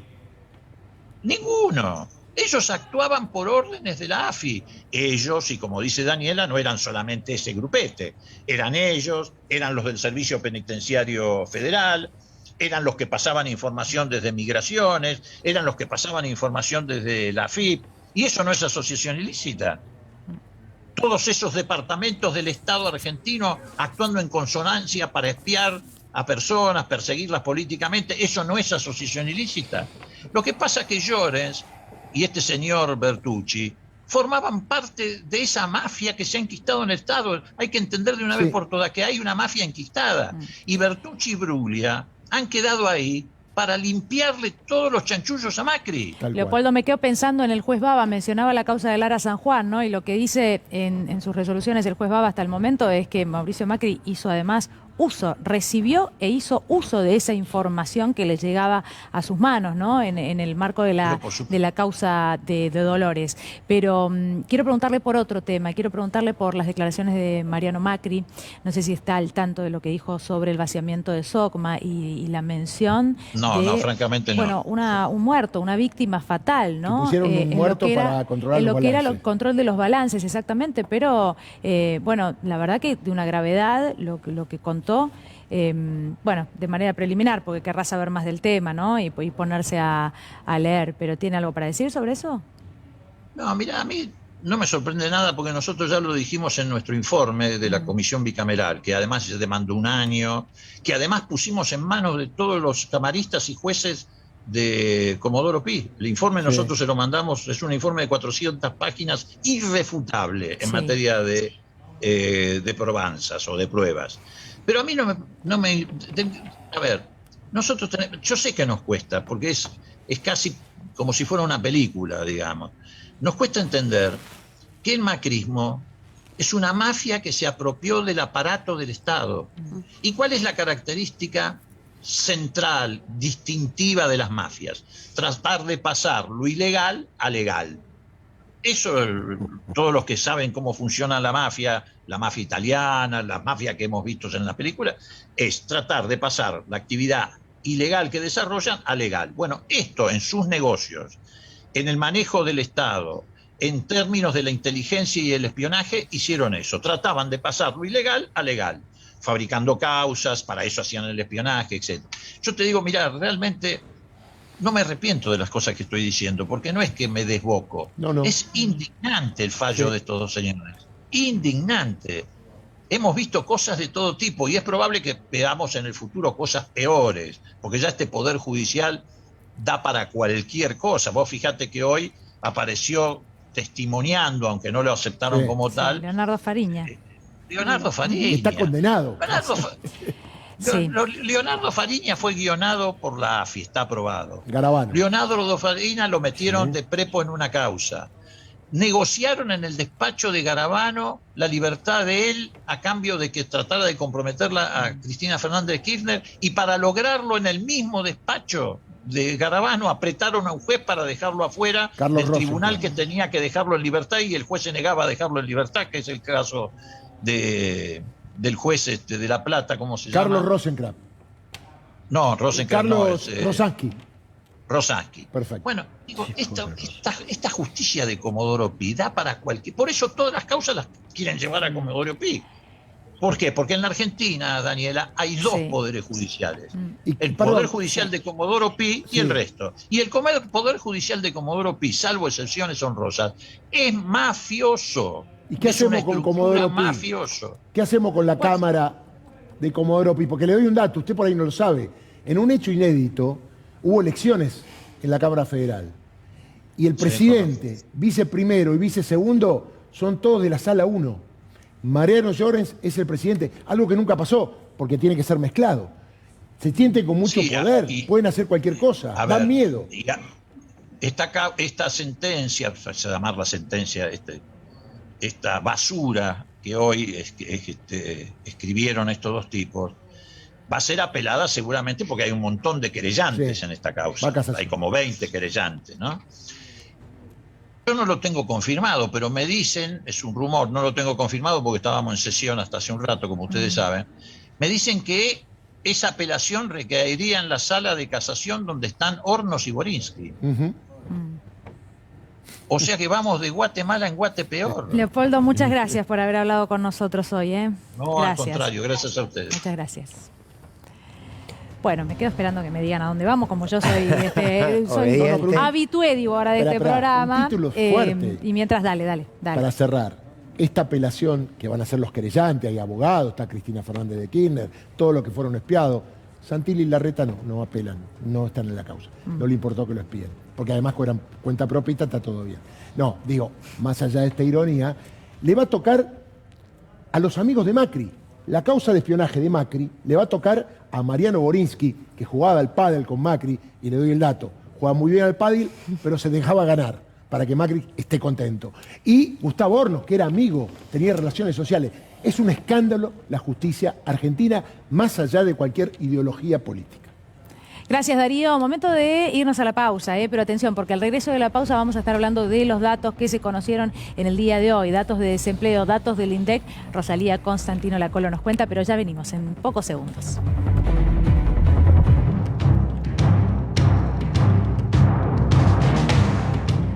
Alerta Omicron y Europa avanza con las restricciones prenavideñas, podríamos decir, pero absolutamente en alerta. ¿Por qué? Porque la recomendación en las últimas horas de la Organización Mundial de la Salud tuvo que ver concretamente con la fiesta. Sabemos que algunos países, Austria por ejemplo, avanzó con una cuarentena muy estricta previo a las fiestas y para poder evaluar cuál iba a ser la situación al 24 de diciembre, al 31. Pero ahora sí, el titular de la Organización Mundial de la Salud concretamente lo que recomendó al mundo es que no haya reuniones, evitar las reuniones para las fiestas y para fin de año. Lo escuchamos. All of us are sick of this pandemic. All of us want to spend time with friends and family. All of us want to get back to normal. The fastest way to do this is for all of us, leaders and individuals, to make the difficult decisions that must be made to protect ourselves and others. In some cases, that will mean canceling or delaying events. But an event cancelled is better than a life cancelled. It's better to cancel now and celebrate later than to celebrate now and grieve later.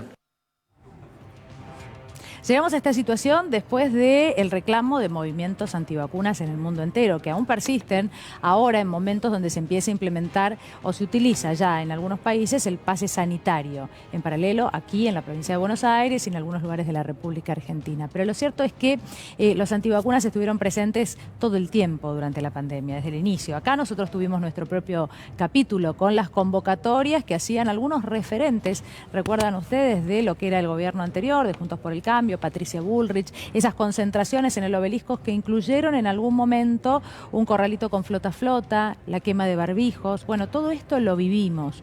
Donald Trump tuvo su rol protagónico en los Estados Unidos también, contra las restricciones, contra el uso de barbijos y las diferentes medidas hacia las que iba avanzando el mundo, que implementaba el mundo entero. Bueno, ¿quieren saber qué fue lo que acaba de contar en una entrevista el expresidente Donald Trump sobre su tercera dosis? Escúchenlo. And I are vaxxed, and did you get the booster? Yes. I got it too. Okay, so Don't. did you get the booster? Yes. I got it too. Okay, so Don't. Bueno, es maravilloso porque no es el único caso. La verdad que el discurso de los antivacunas en diferentes lugares del mundo, incluso acá en la República Argentina, fue derribado de una manera estrepitosa, en pocos segundos. El caso de Javier Milei, por ejemplo, Fer, ¿no? Sí, me parece que el relato antivacuna excede al tema vacunas. Quiero decir, por lo general es un relato bastante, a ver cómo decirlo con delicadeza, bastante irracional, por no decirle descerebrado. Voy a volver al infectólogo Pollack, que dijo, aquel que no se vacuna es un tarado. Digamos, no hay mucho análisis. Quiero decir, realmente, porque además... Por si alguien no lo entendió, digo, alguien en la mesa que no, lo pero lo estoy claro. citando, lo estoy citando. Dijo un profesional de la medicina. Fernando Pollack dijo, es un profesional, sí. Responsable de mi investigación aquí de Pfizer. Digo, además, el tema de la vacuna, que uno humildemente cree que debe ser obligatoria, los antivacunas se basan sobre la idea de la libertad, ¿no? Yo tengo la libertad de vacunarme o no. Y lo hemos dicho en más de una oportunidad, la libertad individual es una de las tantas mentiras que se ha construido. La libertad siempre es colectiva.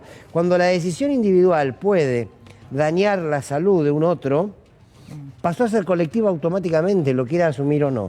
Por tanto, los antivacunas en realidad tienen como un gran desprecio a la vida del otro y a un orden en sociedad. Todo Estado, toda sociedad debe construir el bien común y ahí aparece, ¿no? Ahora, después, ¿qué pasa? Como vos citabas a Milei, construyen un discurso, fragmentan a la sociedad, multiplican ese caos que significa aún hoy. Muchos infectólogos hablan, estamos en la pandemia de los no vacunados. Bueno, ahí tenés los discursos de Trump, los discursos en su momento, los discursos de Milei y después, cuando ellos lo necesitan para ir a hacer negocios o para ir a cobrar a los Estados Unidos, como cuando viajó Milei para dar charlas, se vacunan en 2 minutos. Pero además, Fer, nosotros aceptamos vivir en sociedad y aceptamos vivir bajo ciertas reglas, porque en todo caso alguno podría pensar, el que no quiere vacunarse, que se vaya a vivir a la montaña, alejado de todo el mundo, no le van a pedir el pase sanitario. Es tan tonto como pensar que uno en pos de la libertad o en nombre de su libertad puede cruzar la calle en cualquier lugar y no respetando el semáforo. O puede no respetar el semáforo con su vehículo y seguir de largo cuando hay gente cruzando. Y no, la verdad que esa libertad no es la que aplica. ¿Por qué? Porque justamente todos aceptamos vivir bajo ciertas reglas. Pero mira cómo va de la mano con lo que es la legislación nacional. El Código Penal tiene delitos contra la vida, delitos contra la salud y delitos contra la libertad. Y la verdad que la salud y la libertad van de la mano. Porque si vos no tenés salud, tu libertad ¿para qué te sirve? Y en todo caso, tu libertad a lo mejor sirve, si vos no cumplís con la regla de salud, para infectar a otro y contagiarlo. Es una sociedad, no vivimos cada uno en un lugar fijo, nos estamos relacionando y el daño que se puede ocasionar es en función de los demás, porque si vos querés suicidarte, entre comillas, hacelo. El problema es que tu suicidio lleva al juntarte con otros y no cuidarte que podés contagiar a los demás, ¿no? Nosotros tenemos además la posibilidad de ver lo que sucede en Europa, ¿no? De estar atentos. Y ahí vamos a ir, porque tenemos un destacado que cuenta lo que pasa, por ejemplo, en Cataluña, lo que pasa en España en general, ¿sí? Lo que está pasando por estas horas. Pero podríamos trasladarlo a lo que sucede en el Reino Unido, lo que sucede en otros países, en Francia en este momento, que van en el mismo sentido. No importa si no está el destacado. Mira, yo te cuento esto. El Centro de Control de Transmisión de Enfermedades lo que asegura es que ya hay transmisión comunitaria, por ejemplo en Europa, que se espera una fuerte suba de casos en los próximos 2 meses. En España, como les decía, aumentaron un 20% los casos en 3 días y en Cataluña vuelve el toque de queda. Toque de queda, reitero. De los nuevos contagios de todo el país, el 60% responde a la nueva cepa Omicron,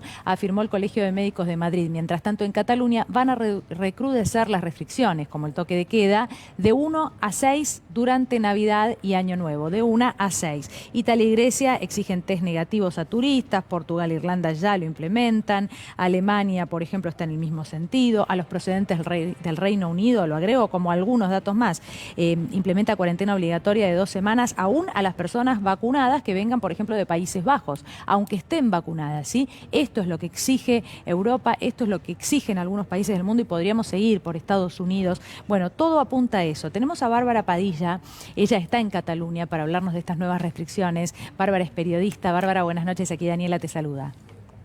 Buenas noches, ¿qué tal? ¿Cómo estáis? Gracias por estar en contacto con nosotros. A ver, ¿cuáles son las nuevas restricciones concretamente en Cataluña, las que se aplican a partir de ahora? Pues la que más llama la atención es la que comentabais ahora, es el toque de queda de 1 a 6 de la mañana a partir de este jueves. Sí. Y luego también las reuniones, como máximo 10 personas a partir de ahora, tanto en casa como en restaurantes, en interiores, las discotecas cerradas. Y por otro lado el aforo se reduce al 50% en los restaurantes y al 70% en cultura, gimnasios y también en comercios. ¿Y qué sucede para las fiestas? 24 de diciembre, 31, ustedes también por las temperaturas altas en esta época del año, bueno, no van a tener la posibilidad de celebrar afuera, ¿no? Al aire libre, a diferencia de lo que tenemos nosotros acá. ¿Qué es lo que se permite? ¿Entra esto de las reuniones de 10 personas? Exacto, solo podrán haber 10 personas en cada casa. El miedo que hay es que como el ocio nocturno estará cerrado, no podrán haber celebraciones exteriores. El miedo que hay ahora es que se generen fiestas clandestinas, tanto en pisos privados como en locales donde la policía pues, pueda acceder más tarde, ¿no? Sí. Entonces, este es un poco el miedo, que la gente, al no tener esa opción de ocio nocturno, pues pueda realizar fiestas nocturnas. Además, en Barcelona, el día 31 se ha cancelado la celebración de fin de año, la tradicional celebración de fin de año en Montjuïc, justo en la avenida María Cristina. Sí. ¿Y qué pasa con el humor social, ¿no? De cara a esto, sabemos que hubo movilizaciones en todos lugares del mundo, ¿no? Pero ¿qué es lo que pasa allí en Barcelona? ¿Cómo están aceptando estas medidas? A nivel social, la población está ya muy agotada, muy cansada. Y en cuanto a los sectores, restauración y ocio nocturno se han unido esta vez, se han puesto fuertes los dos juntos y han decidido llevar esto a los tribunales. Lo van a presentar delante de la justicia. Realmente están muy enfadados, están cansados. Hay que pensar que aquí en Cataluña el ocio nocturno abrió el 7 de octubre, y con lo cual ha estado 2 meses y poco abierto y llevaba 1 año y medio cerrado, claro. Con lo cual realmente el agotamiento es muy grande y los restaurantes se quejan que tienen las neveras llenas, las reservas hechas y que ahora va a haber una ola de cancelaciones que no se esperaban. Sí. Estas decisiones tuvieron que tomarse porque llegaron a qué cantidad de casos ustedes en las últimas 24 horas. Pues hoy, por ejemplo, hemos llegado a un récord, son 11.500 casos justamente hoy. Sí. Realmente el crecimiento está muy disparado y esto supone que ahora mismo hay 340 personas en la UCI con COVID, sí. 1.300 ingresados con esta enfermedad en los hospitales y son unas cifras que ahora mismo no se pueden sostener porque llegaríamos al colapso sanitario. Claro, claro. ¿Ustedes implementaron pase sanitario? Sí. Sí, correcto. ¿Y cómo funcionó? ¿Qué recibimiento tuvo? Bueno, la verdad es que ha sido poco el periodo de tiempo. A mí me sorprende que nos contás que pudo empezar a reactivarse la actividad comercial, porque también esto implica bares, restaurantes y una economía que vuelva a abrirse, ¿no? Por muy poco tiempo. Exacto. Los expertos consideran que el pasaporte COVID no era suficiente, necesitábamos más medidas. El pasaporte COVID aquí lo necesitamos para entrar en una discoteca, pero sí. Además también en una residencia de gente mayor, en los gimnasios y en los bares y restaurantes. Con lo cual, realmente está muy extendido. Se pensaba que era una medida que iba a funcionar, pero ha resultado ser insuficiente. Bueno, en los restaurantes se va a poder entonces. La verdad que yo no sé si acá como Argentina, me parece que a diferencia de Argentina, de pronto este número de 10 personas probablemente sea suficiente para ustedes o no genere tanta polémica, ¿no? Como podría ser acá, por ejemplo. Porque la costumbre no es juntarse de manera tan numerosa. ¿No? Sí, también depende un poco de la familia, pero sí que es verdad que en las casas 10, 12, 15 personas, yo creo que habrá problemas más en los restaurantes, porque tendrán pues mesas de 15, mesas de 20, puede pasar. Y claro, ¿qué hacemos con los 10 que no caben? ¿No? Realmente es un dolor de cabeza para los restaurantes. Sí, claro, sin duda. En cualquier lugar del mundo. Muchísimas gracias, Bárbara, por haber hablado con nosotros. A vosotros, muchísimas gracias. Gracias. Bueno, y vamos a hablar de lo que sucedió en Chile y el triunfo de Boric. Un triunfo que fue muy bien recibido por algunos sectores, pero también atacado desde otros, Fer. Sí, por supuesto. Primero desde los mercados que hicieron caer las bolsas. Claro, el fantasma apareció, para el mercado apareció el fantasma del comunismo, ¿no? Porque se vuelve a instalar esa idea. Y aquí en la Argentina, el diario La Nación, en su red de Twitter, pone un Twitter bastante particular, pero es interesante analizar cuando dice precisamente, a ver si lo volvemos a ver, así de paso lo leemos. Ahí está, gracias. Más polarizado que nunca, Chile se arriesga a perder liderazgo regional y su reputación de país modelo. Dos síntesis bastante arbitrarias. Liderazgo regional, ¿cuál? ¿Cuál tuvo? ¿Cuál fue el liderazgo muy bueno regional de Chile? Con todo respeto, es muy bueno, sí, es para desmenuzar. pero digo, con todo respeto al pueblo chileno, ¿cuál es el liderazgo regional de Chile? Perdón, era lo que decían los economistas panelistas de la Argentina, en La Nación Más, en TN y Clarín, donde el modelo era Chile. Ahí está la otra parte. Que es diferente querer imponer un Claro. modelo a que sea. Pero de todos modos me quedo con que esa es la segunda parte del tuit, pero la primera que vos planteás del liderazgo regional también es absolutamente objetable. No, pará de hacer así. Pará de hacer montones. Me indigna porque realmente no lo sé. No sé cuál es el liderazgo regional, con todo el respeto al pueblo chileno. Digo, y la otra parte, país modelo, y aquí vamos a lo que decía el doctor. ¿Para quién? Chile es uno de los países más desiguales del mundo, si quieren, si la veamos del mundo. Pero digo, es uno de los países desiguales más destacados del mundo y de la región, por supuesto. Pero además es la construcción del relato del poder dominante en la región, del libre mercado. Es decir, Chile es el ejemplo. Ejemplo de nada era Chile, porque entre otras cosas tenía una constitución de la dictadura, que el pueblo chileno le dijo basta y que está en ese proceso de precisamente reformarla. Pero este escenario, ¿no?, de un diario de la Nación desgarrado porque se acabó el modelo de Chile y el liderazgo regional de Chile, más allá de esto, sí marca lo que va a tener de aquí en adelante Boric, ¿no? Esto está clarísimo, porque le cayeron las bolsas, cayó el mercado, por esta construcción de lenguaje que se va a hacer, esta construcción de un relato que se va a buscar imponer. Lo maravilloso es, aparte que la foto, lo podemos volver a poner, la foto, es una foto que es del Chile despertó. Claro, exactamente, o sea, contradictorio. Absolutamente contradictorio. ¿Sabes qué pensaba, Fer? Es interesante, y lo más grave de todo esto tal vez sea que muchos lectores de ese diario, ¿no?, o a través de las redes, nunca se van a enterar de cuál es exactamente la realidad de Chile, porque se van a quedar detrás de este título. ¿Por qué digo esto? Nos pasó a nosotros en la semana, creo que vos estábamos con un móvil en vivo, frente al Palacio de la Moneda, ¿sí? Santiago de Chile, plaza principal, bueno. Y claro, cuando se les consultaba a las personas que estaban ahí qué era lo que pensaban del triunfo de Boric y de la realidad chilena, ellos la vivían como si hubieran leído la portada del diario La Nación. Era realmente impactante para nosotros, porque una señora decía, pero no, o sea, igualdad de oportunidades, no, acá si estudiás y si no sos vago y si no le pones esfuerzo, podés llegar a una algo. educación Y la paga, verdad ¿no? es que todas estas movilizaciones multitudinarias tenían que ver con otra cosa. El propio Boric lo dice en primera persona, que lo escuchaba el hermano de Boric, él decía, nosotros por suerte pudimos estudiar y somos de una familia que tuvo ese acceso, pero las revueltas y todo eso tuvo que ver justamente con todo lo contrario, y lo pedía el pueblo chileno en las calles, y parte de Chile no lo vio, no se enteró, y probablemente gran parte de los argentinos que lea ese diario tampoco se va a enterar. Exactamente, y como una síntesis de mi parte, Dani, lo importante aquí con este triunfo de Boric es que se quiebra una lógica bipartidista que no hacía otra cosa que sostener el statu quo del régimen pinochetista. Quiero decir, los mínimos matices de diferencia entre un Piñera y una Bachelet, ¿sí? Era uno y la alternatividad con el otro, pero ninguno de los dos ponía en discusión el modelo. Aquí aparece Boric y pone en discusión el modelo, por eso la Nación está preocupado por el liderazgo regional de Chile. Bueno, nos vamos a la pausa, otra pausa tenemos que hacer, pero seguimos aquí hasta las 8 haciendo el diario. Ya venimos.